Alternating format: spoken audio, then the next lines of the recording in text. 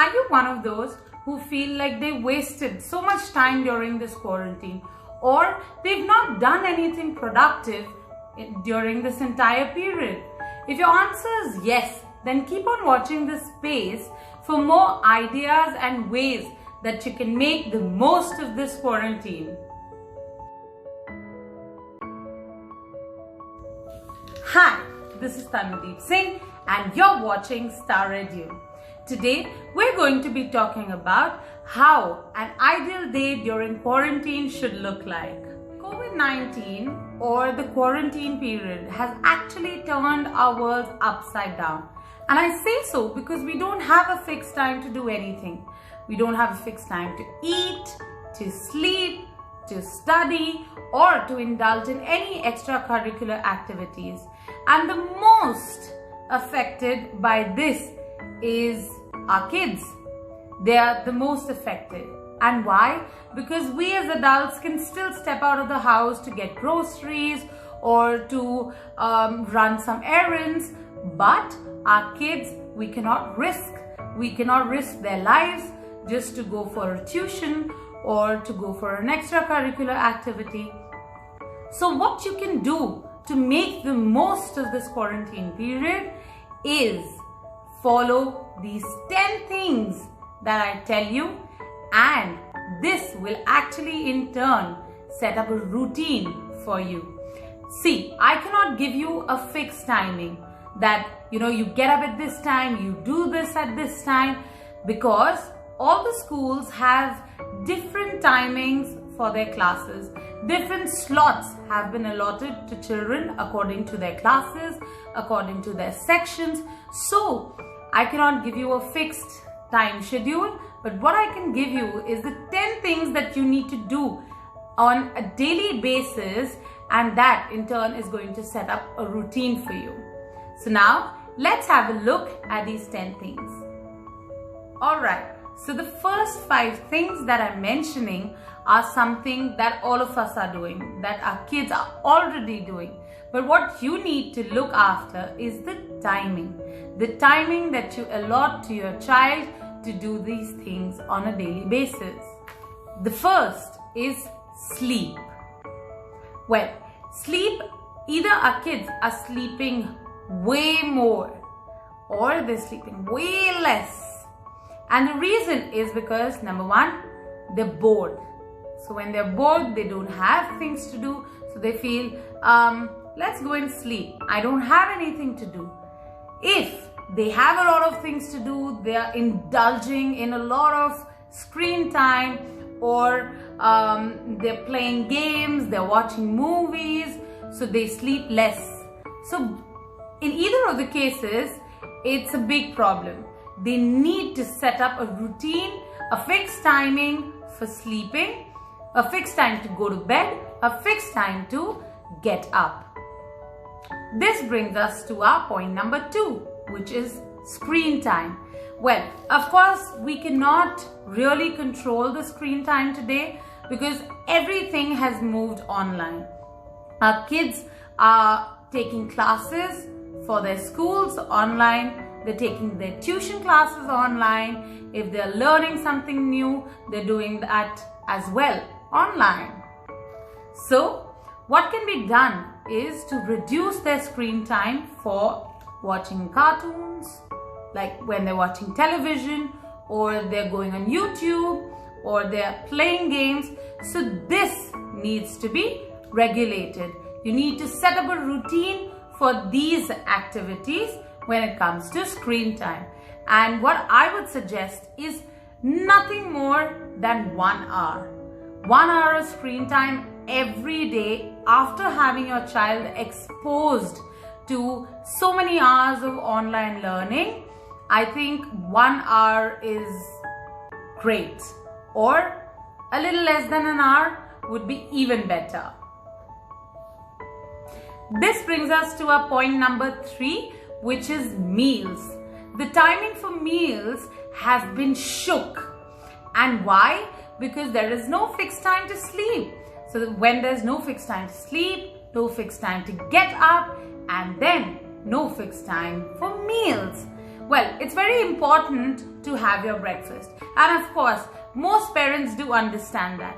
But what they don't understand is that to have your child eat their meals during their online classes also reduces their concentration and their grasping power.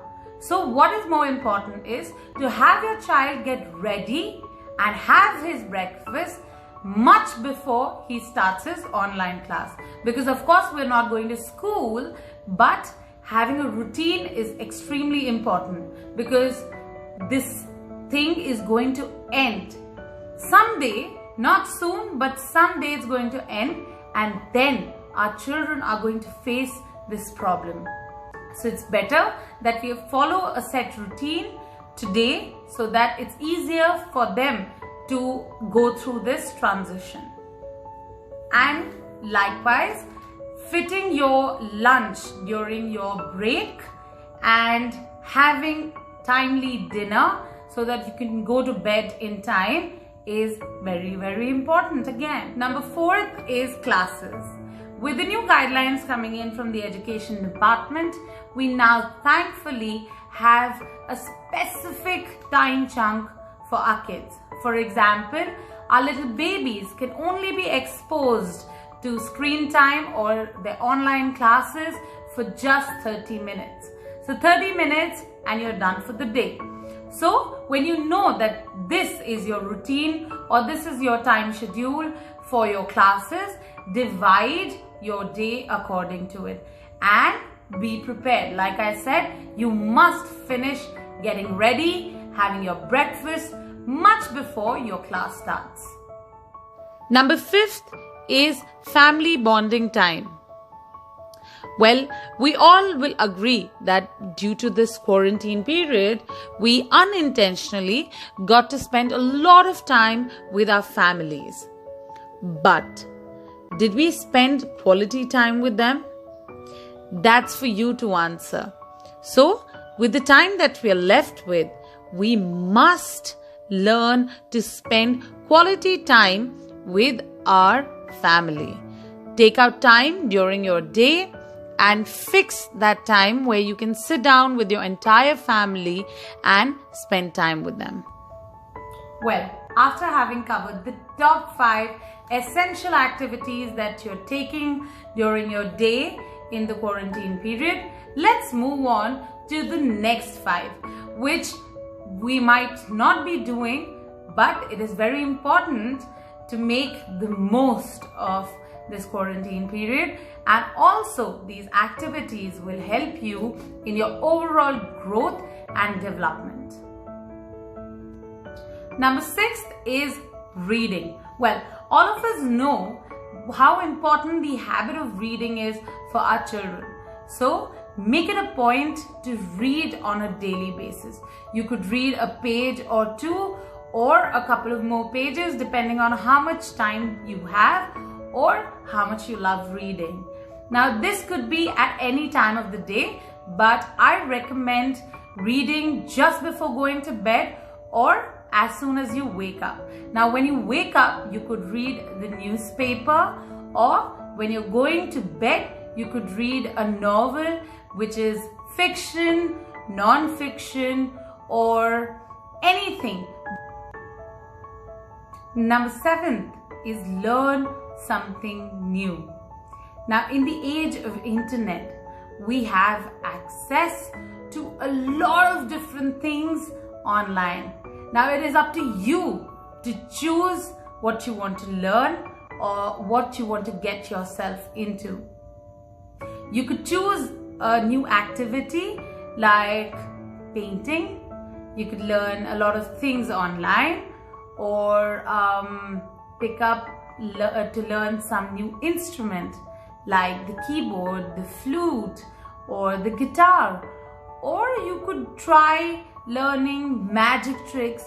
Do anything that interests you, but make it a point to learn something every day.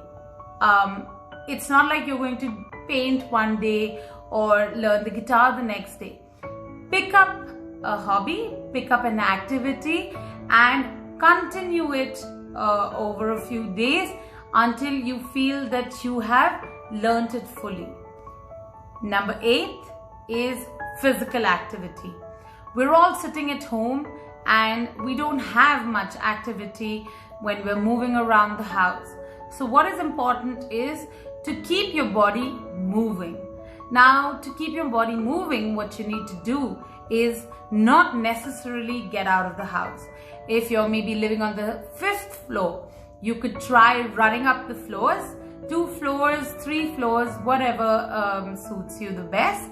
Or you could try skipping the rope, do some yoga, or do any exercise that you'd like, but in the premises of your home.